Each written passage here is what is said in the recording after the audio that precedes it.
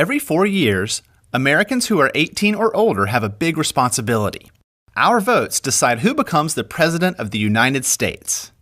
Unfortunately, the U.S. election system isn't that simple. This is electing a U.S. president in plain English. It's easy to imagine every U.S. citizen's vote being counted together on Election Day, but this is not the case. U.S. elections are not decided by the total or popular vote, but individual states. Let me explain. It starts with your vote.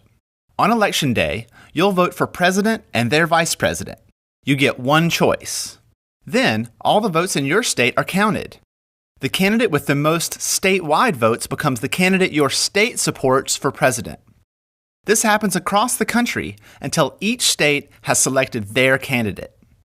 We end up with most of the 50 states and the District of Columbia voting to support one candidate each. But there's a problem. We can't elect a president by just counting up the choices of these states. U.S. states are different. Consider this. California has about 36 million people. Kansas has less than 3 million.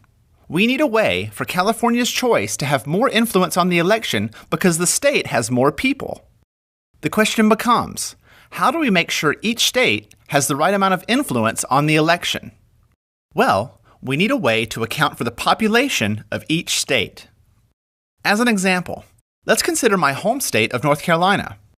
Like every state, it is divided up into congressional districts that are based on population. North Carolina has 13 districts, California has 53, and Kansas has 4. When it comes to a state's influence on the election, the number of districts matters most. More population equals more districts equals more influence. The influence a state has in the election is measured by the number of electors.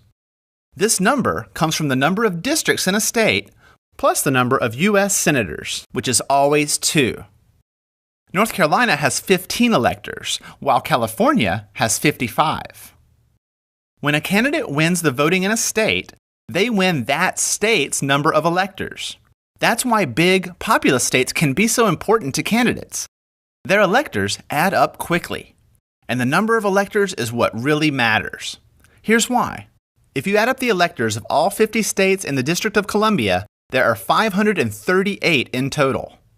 The candidate's goal on Election Day is to win the majority of 538, or 270 electors.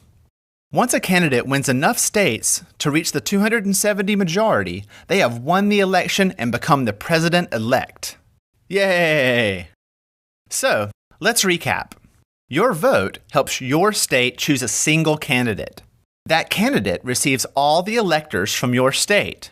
The candidate who can win enough states to reach 270 total electors wins the national election and becomes the president-elect. Then, on the following January 20th, the president-elect is sworn in as the next president of the United States. And it all starts with your vote. Make it count. I'm Lee Lefevre, and this has been Electing a U.S. President in Plain English on The Common Craft Show.